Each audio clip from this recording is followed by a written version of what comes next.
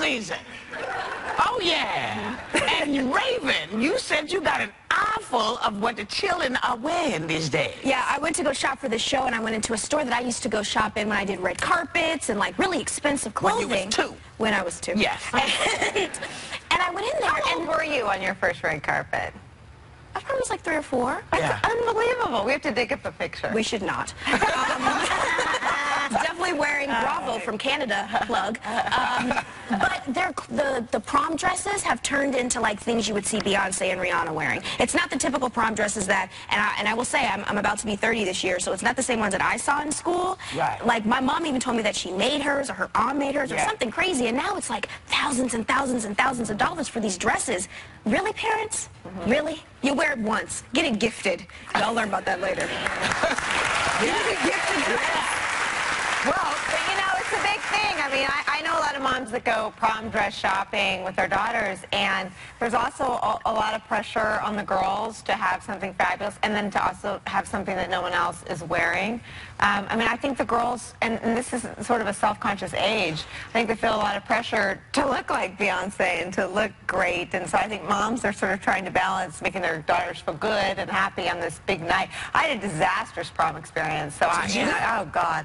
I went with Henry Wang, who invited me like 4 months before the prom, and you know, I hadn't been invited, so I said yes, and then the love of my life invited me like 3 hours before, because the love of his life dumped him, and so I had to watch him make out with some skinny blonde all night. Anyway, forget. I'm just saying, like, if the dress makes your daughter feel better, I can see a mom like wanting to. I know. My parents would have made me work for a dress, especially if it wasn't for like a red carpet. My mom didn't buy me a fit, but I understand it. Is all I'm saying. Yeah. I understand it.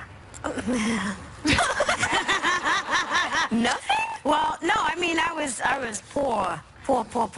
So I worked my butt off jobs after school for a prom dress, and the only thing I could afford was go to a vintage shop, and I got this really tight-fitting hoochie mama looking sequence dress, and I never made it to the prom because the guy who asked me out, Don't say his name. Okay, I won't say his name. We went to his house before the prom. I go, where are your parents?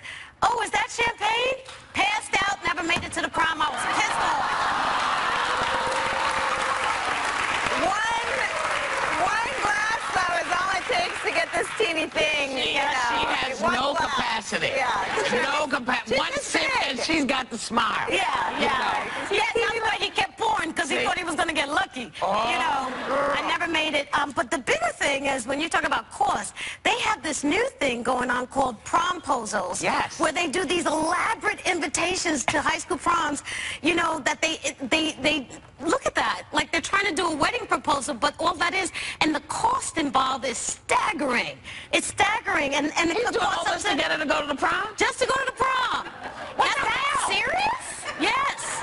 That's not the cost of the ticket. That's not the cost of the tux or the ride. That's the cost of the invitation, and it could cost up to $400. $350 to $400. Whatever happened to the phone call? Hello? I think they text now. It's crazy. But I mean, you know, I didn't go to prom. I did not go to high school. It just seems so strange to me. And a friend of mine was going to give me a prom for my birthday. And I was like, I don't know. Your next birthday celebration theme is going to be No, because we just said, we said we're not going to do it. Yeah. But the thing that I do love about prom season is there are lots and lots of great places that are finding dresses for young women to wear, that they're altering and putting on. And so in my bad head, I think, okay, so you should buy the prom dress, and then the next thing you do is you'll be a bridesmaid, so use that dress and cut it up a little bit, and then you know, you can just keep using it till it's just a handkerchief. I think that's a good idea. That's just me. But you know, is it true that there's a lot of drinking on prom night? Because there's an outreach program that recently staged like a simulated party to show the kind of drinking games and passing out and the pressure to have sex that can happen at these parties. And it totally freaked out these parents who were watching it. I mean, and the question I guess many are asking is, did they forget that they were young ones too? But I don't think the same kinds of pressure And maybe because I didn't go to a prom, so this is why you can't listen to me. No, but you know, I don't know if the same kinds of pressure were there. It happened to me. It happened to me, and I was, you know, like a good girl, you know, and I just didn't understand why all the boys thought I was a slut, because I was a virgin all throughout high school, and the guy just, you too? Yeah. And the guy just wanted to have sex with me, and the pressure was immense. Yeah. It was immense, and I didn't drink alcohol, and I just felt pressured, and I was like, I guess this is what you do. There was alcohol drinking in my middle school. Oh, I remember there were parties where I didn't go. I wasn't allowed to go. I was working. But there was a lot of parties that there were alcohol in, and I find it interesting. I'm going to say it now, I always feel like we should learn how to drink before we learn how to drive. Because I don't know, I just feel like you have to understand your alcohol a little bit better before you get in the side of a car. Very European way of thinking. I think we drink alcohol so much. It's in food, it's not in food, and when you're showing these teenagers about drinking on TV and their parents are worried about what they're going through at these simulated events, teach me how to correctly. Stop binging. You know what I'm saying? Stop binging. Teach me how to drink correctly so I'm not ruining my body. Wine is good for you. You know what it reminds me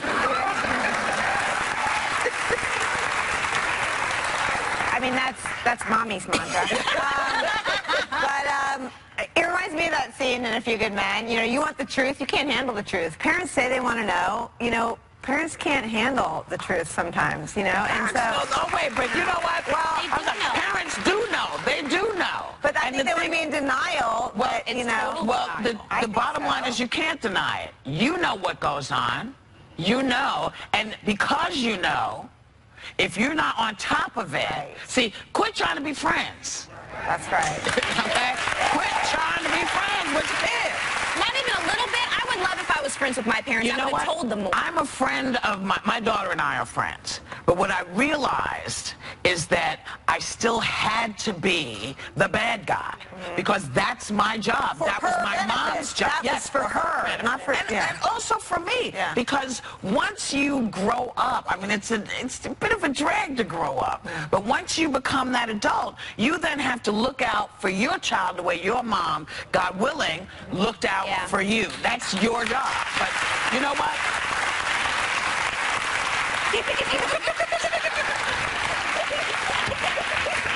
The girls just fell again, okay? I don't know why they keep trying to... They're right down here under the table. We'll be right back with more Hot Topics, and I'll find the left one. So welcome back. You know, recently a female art director wrote an article on why she started wearing the same outfit to work every day. She said she does it because it means she never has to think about what she's going to wear and it frees her mind up. Now, you know, I usually wear a white shirt every day. But I dropped something on my white shirt this morning. So now I'm in a black shirt. But would you guys do that? And does it make sense to you? It makes sense on one hand, but I don't know if I could do it. My husband, he has two options, black or white. Right. You know, he either wears, you've seen him, either a white shirt or a black shirt. And I just, you know, but I understand it because she also said that it freed her up. Yeah. You know, her mind was purely on the productivity of her art. Right. And they do this in school as well. In schools, it lowers the competition. They call it a uniform. They call it a uniform, so everybody's in the same vein. So mine's backwards. I wear a uniform when I'm at home. And then when I go to work, I dress up. But then again, I'm in the industry and I have to put on something that way. But when I'm home, it is pajama pants and a sweatshirt. Consistently, and maybe the same one over a couple of days. There's nothing wrong with that. My son's going to school next year in a uniform, and I think it's sort of nice that as a little kid, there's not going to be any haggling about what to wear. And I'm like you, like I wear the same thing. I wear jeans and a sweater in the winter and jeans and a t-shirt in the summer. But I do love the things that we get to wear in this show because they are different and they are. I love seeing what you have on every day, you know, and you wear beautiful, beautiful clothes too. I love seeing what you wear. White shirt. I wear beautiful white shirts. No. Every day. Yeah. She tell you, you know. When I walked into your closet and I didn't say anything, I just went, oh my God. There's a lot of beautiful white shirts. White shirt. And they're so crisp. You could like literally like hurt yourself on the. Because to me, a clean white shirt means that the day is a good day. It's a bright, it's a clean day. And for me, color it looks okay on me, but it doesn't feel as, I'm not as comfortable. I need a white shirt. Today, as I said, I dropped some, and this is what's happened now I've gotten older. I'm wearing more of my food. I just, I see the fork. I dip the fork. I see the fork on the way. I'm watching. And I see stuff on the side of the fork, too. And I get it in my mouth, and I think, yeah, I got it in. And then I look down, and there it is. So annoying. The internet is impacting the world so many different ways, So see if this surprises you at all. Social media, especially Facebook, is the cause of 1 in every 7 divorces. I believe it. 1 in every 7. But why? You know why? Why do you think? My husband was the one that said, you get off Twitter and pay attention to your son. Because I'd never been on Twitter. When I got this job, I started tweeting. And, when you're staring at your phone, you are not paying attention to the people in your life who know you. You're reading something from someone you'll never meet. So it's why I'm not on Facebook. I don't tweet. I am on no social media. And I think it keeps me, when I'm home, it keeps me connected. It does.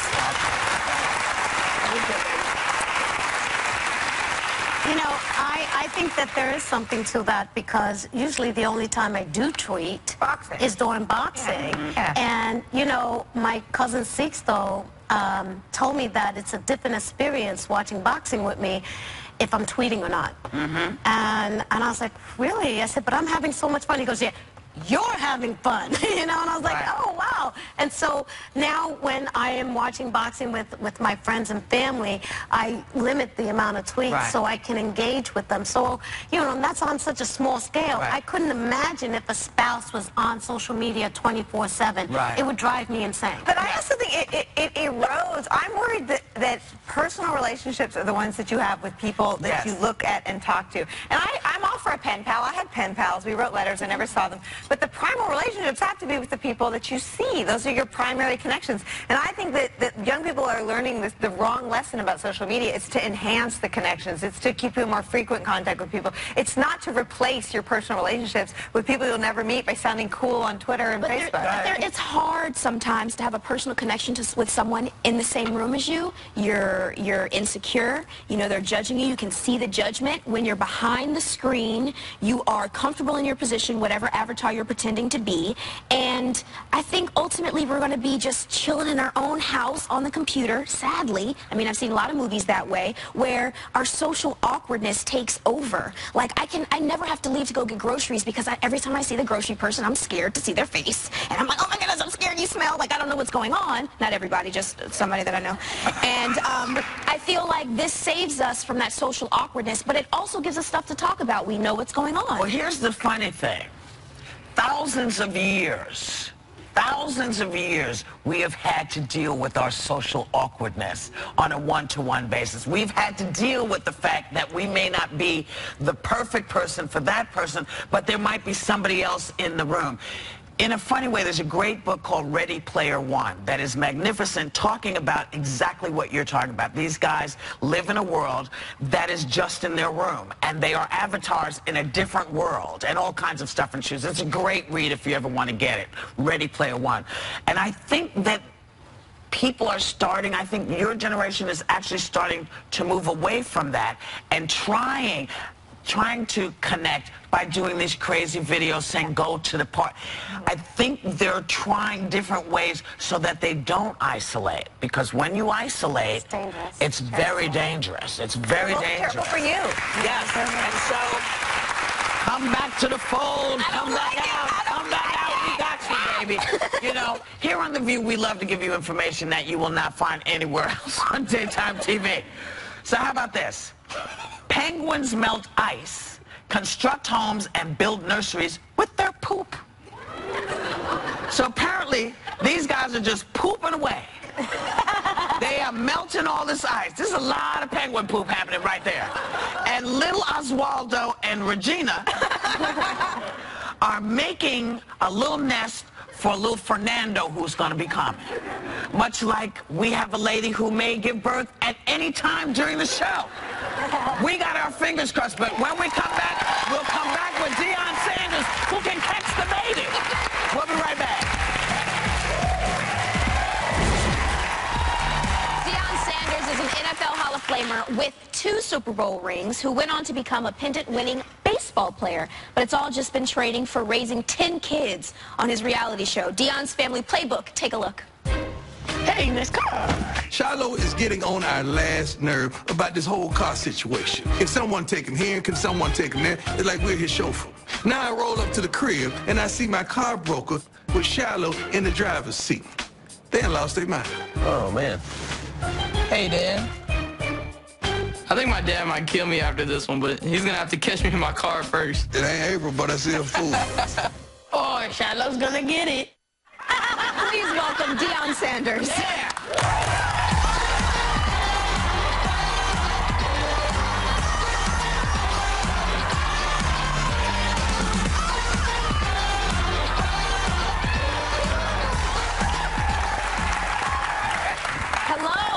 Made it to the View, 10 o'clock a.m. in Dallas. I watch you all the time. Oh, yes? Wow. Thank you. I go way back with Whoopi. Yeah, Whoopi's my baby. Episode when Whoopi did Moonlighting. Yeah. You came out of there, girl. I said, ooh, Whoopi. You remember that? I do. Okay. She's blushing. This guy has been one of my heroes always because he showed everybody what was possible. He was just one of those guys that showed us what was possible. So I love him. And the second season of his show is happening, and you kicked it off a few weeks ago. Please tell us about how it's different than your other reality shows featuring celebrities. I just think, well, first of all, we're real. There's nothing pre-scripted. I'm not reading a prompter. This is it. My kids are really crazy. They really are. They're really like that. And you go through the trials and tribulations of gamut from 3 to ages 18, and it's not simplistic. My mother's there. She lives with me. I'm happy my mama lived with me, and because I can do it alone. Are all these kids yours, these 10 kids? Okay, now, when you say 10 kids with a black man, you got to explain. Yeah, You got to explain. Okay, my oldest daughter is 23. She lives in Atlanta. You know, my oldest son is 21. He goes to SMU. He's on football scholarship. Then I have an 18-year-old niece who's getting ready to go off to college. Another kid, Jaquan, we call him Florida, that he's 17. He plays football for me. He's a great individual. My 15-year-old biological son, my 13-year-old biological son, my 11-year-old beautiful daughter. My mother brought to the table 2 foster twins that she raises, and my nephew that's 3. How old are they? They're 9. Okay, so 10, 9. I'm keeping track of the ages. 11. It's like 2 years apart, everybody. Okay. 13, 11, you're 9, then TJ's 3. Wow. I commend you. Yes. And I'm hands-on. I know the sizes of everyone. I know the shoe sizes of their teachers, and I could braid some hair too. By the way. And so what are your rules? You started up. Well, first of all, when we eat, I'm old school. Let's put away the cell phones. We got to talk. Oh, God bless you. God bless you. One screen at a time. We're watching TV, If we on the computer, we're on the computer. No 2 screens, one at a time. But when we eat, and we talk, we communicate. I want to know what happened in your day. I want to know who's tripping. I want to know who's a girl coming over the boy. I want to know everything. I got to meet mamas. Right. You don't just drop a kid off to my house. I need to meet somebody. I need to make eye contact. If you show out on me in public, I'm going to show out on you. That's the number 2 rule. Oh, I love it. Yeah. Wow. Yeah. I commend you that with this huge clan that you open your heart and your homes to foster kids, because I was in the system myself, and it makes a huge difference when you give someone a chance, and so that's wonderful. Now you say that from my mama though. Yeah. Mama's raised like 9 foster kids, and that's her heart. So I've inherited what I've seen throughout my career and throughout my life. So I love kids, and when you have 8 kids that lives in the house, they're gonna always have someone over. So now that's a lot of food. That's a lot of groceries. It's a lot going on. Time at Costco. So did you want to do this because you said that there was a lack of African American male models on television? Ethnic man, period. I grew up on the Jeffersons, George and Lionel. Even though there was 2 Lionels, George and Lionel. I grew up on good times. Good times. Times that were good, but it was a good time. That's right. You know, Sanford and Son, the relationship with Fred and Lamont. In the Cosby Show, I grew up in that era. Even Archie Bunker, he loved his daughter. That's the era. We don't have nothing to reach out to now and to gravitate to that we say, that's real, I want to do that. Everything is ignorant right now. Everything is acting out, trying to make a dollar.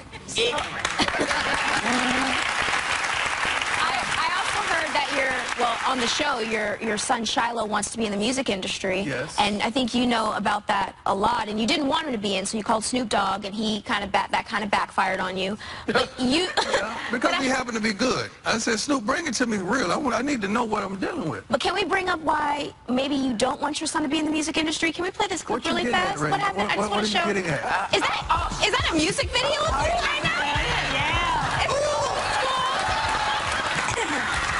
God. You know what? Is this why you don't want your son in the industry? Let me explain.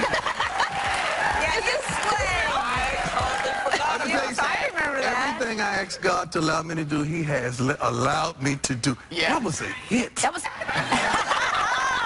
My brother would say double I had a good time doing it, but I don't really know a lot about the industry. And I'm a control guy. You know, I like to know what's going on with my kids. I like to have control. That's why I never smoke and drink in my life. I like to have control. You're definitely showing that in your show. Yeah. So I had to call Snoop. So Snoop had to allow me to know what I'm dealing with. And Snoop validated. He said, man, I hate to tell you, Brian, but the guy is good. He's really a good producer. Now, one of your sons is in the audience, right? Yeah. What's he doing? I want you to tell us something about your dad that he won't tell us. Well, he's a good father. And then this one girl at the school called him cute. Like, that's my dad. He got mad because one of the girls that like him said, your dad is cute. I said, well, you look like me, baby. He is cute. He's very cute. You're both very cute. I think you need to write a parenting book, though. I think that's what you have to do next. Yes. I would buy it. I want to buy it. I want to see it all in one book that I can pull off the shelf when I'm having an oh shoot moment. But you're also famous for your touchdown dances in the end zone, and my whole family watched you. And I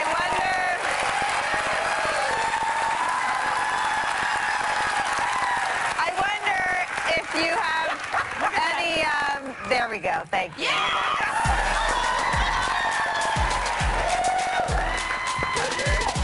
That leg. 1, 2. Okay. Ready? Yeah, church it here. 1, 2, 1, 2. Yeah. Can we get that? Okay. Ready? Yeah. 1, 2, 1, 2. There you go.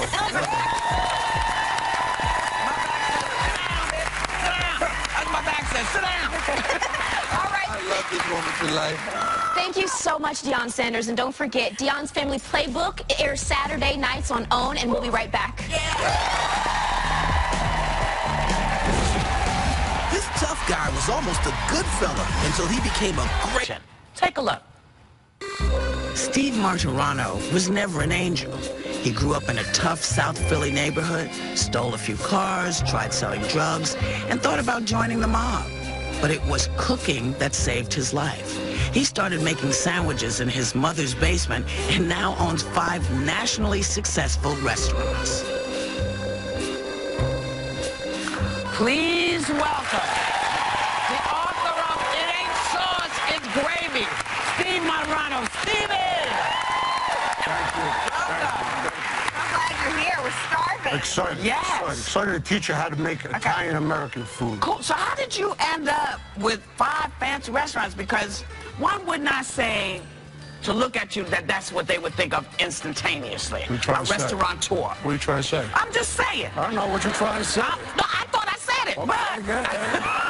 You said it. Go ahead. You said it. And it's the perfect reason why you never judge a book by its cover. Yeah. Yes, ma'am. But 5 restaurants, so...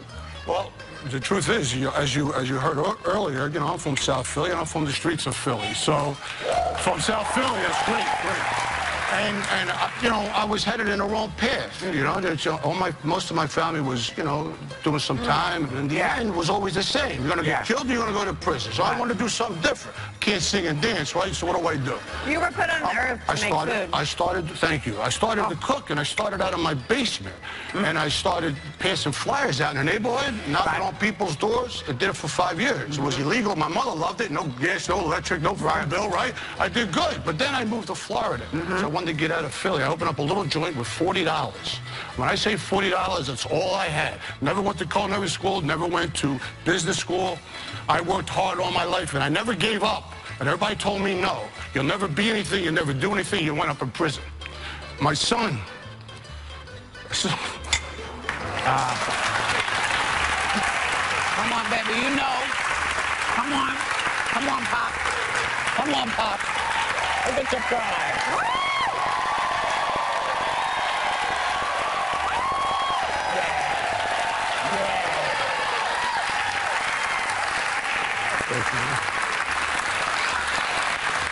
My son wanted ice cream across the street. I couldn't give it to him. But I could buy an ice cream parlor now for him because I never gave up. Never gave up. There you go. Go ahead, baby. But my point to my book, It Ain't Sauce, It's Gravy, it's about all the obstacles that hit you in life. You know, without failures, you never get to success. That's right. So the more you push forward, the more you don't give up, the more you succeed. Just be careful with success and give back, stay humble, never forget where you come from. That's right. So you gotta teach me how to make something. Otherwise you have to marry me. So listen, Sunday gravy and sauce. People in New York, Boston, and Chicago want to fist fight me every time they see me because they call sauce, I say gravy. But isn't gravy sauce? Is it the same thing? Yeah, if it's delicious, I don't care what you call it. But I got famous for our meatball. That's what made us all over. Yeah. We use veal, beef, and pork. Okay. In fact, you want to roll? Yeah, roll. You take a little bit, veal, beef, and pork. The recipe's in the book. It ain't sausage, gravy, right? You got all that? Yeah. And then you... Yeah. I love when you eat it, girl. I love when you eat it. Meatball. Okay. Whoopi's eating my meatball. You gotta roll it. Okay, all right, I'm rolling. I do. My mother's Greek, so we make it smaller.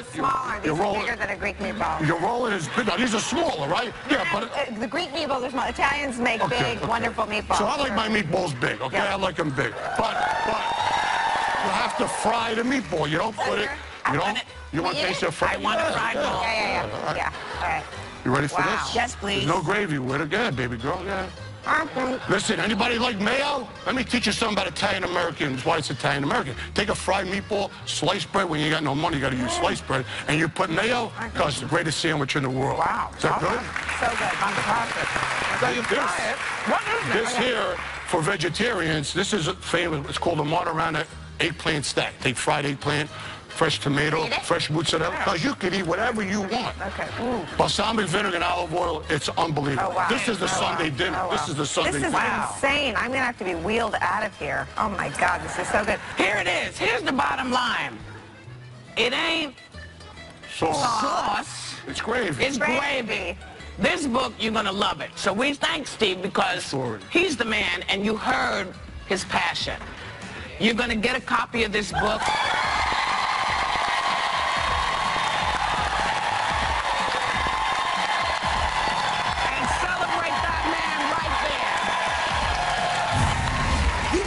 Packing your bags when you see how much house you can get for your money in different parts of the country. Next. Real estate expert Michael Corbett is back to see if we can guess how much house you can get for your money in different parts of the country. Yay. Please welcome Extra's real estate expert and author of Find It, Fix It, Flip It, Michael Corbett. Hello. Hey, how are you? Good. So I think you have a couple of real estate porn addicts. Yeah, I love looking at real estate. It's going to be a tough crowd, I can tell. Yeah, we're going to be good. And Whoopi's good at this game. So okay, explain the key rules. is I'm going to show you a property. You're going to look at it, I'm going to describe it, but I'm not going to tell you where it is. You're going to have to guess the price, all right? Okay, and I think Rosie goes first, right? Yep. We're a little competitive here. Okay, here we go. I'm not competitive. Right. She is. Here's our first property. This one, you might as well just be at the White House. Look at this. It's a gorgeous plantation marble entryway, chandeliers, huge high ceilings, beautiful hardwood floors. It's about 4,000 square feet according to Realtor.com. 4 bedrooms, 3.5 baths. This is a grand, wonderful estate. Now, keep in mind, Rosie, this could be the Hamptons. This could be San Francisco, Beverly Hills. Where do you think this could be? And judge your price. How much is that house worth? $2 million. That's what I said, Washington, because you gave the hint to be the White House. Go ahead, go ahead, guess. I don't know. I would say like $2 million. $2 million is your guess? Wow, you could buy a couple of them because this is $325. Awesome. This one is in Cleveland, Tennessee. Cleveland, Tennessee. Where is it? I'm going. Cleveland, Tennessee. It's actually near Chattanooga. All right, next one. So this one is for you. Okay. This one a little bit bigger. Okay, bigger. A little bit bigger. This is 12 bedrooms, 16 and a half bathrooms. Unbelievably beautiful old world charm movie theater, bowling alley, vineyard, gorgeous wine cellar, tennis court. This is an amazing house. It's on 25 acres, stunning swimming pool. All right, now again, this could be anywhere in the country.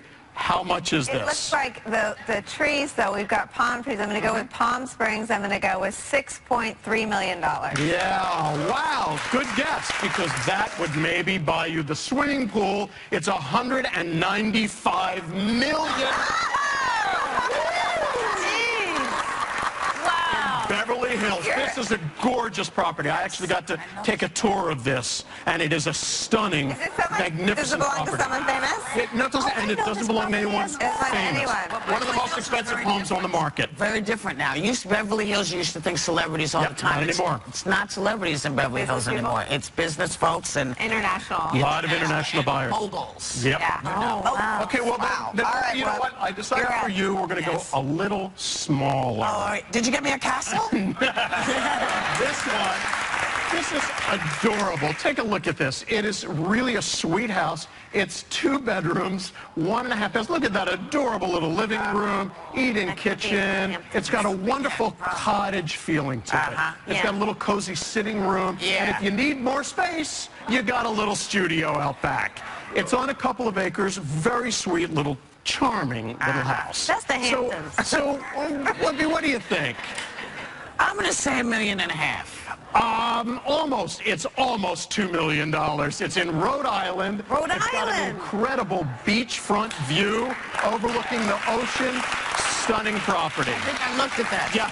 I actually think I looked at that. I had a feeling you would know this because you know New England. I love that house. Okay. All right, I think we should do Whoopi, so the hard version for Whoopi. She deserves an advanced one because she got the closest. All right, you want to go ahead. Whoopi, this is going to be an interesting one. I found some craftsmen, some beautiful craftsman homes that are identical, pretty much about the same size. Let's take a look at them, and you're going to guess on these. This one is, they're both about 3,400 square feet, 4 bedrooms, 3.5 baths. The one on the right actually has even an extra half bath.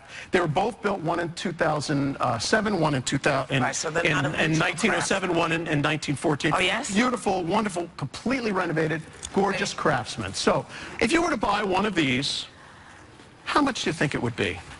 Well, is it got the original glass? A lot of original leaded glass, a lot of the original molding. I mean, it's beautifully done. I will say, these are both really beautifully done. And what did you ask me? I said, how much would it cost? How much to buy one of these? $700,000. Okay, you are not even in the middle. The first one is going to be, take a look, $325,000, and the other is $5,380,000. But the are they difference original? between, yes, they are original. They're both original. Nice. The difference between Ohio and Palo Alto, Silicon Valley. Yeah. Wow. Yeah. I love this game. You have to come back. Location. Thanks to Michael.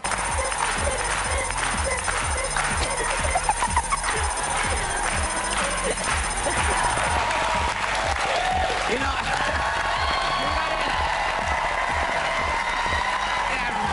Rosie and me dancing, Tiana and me dancing, it was just a dancing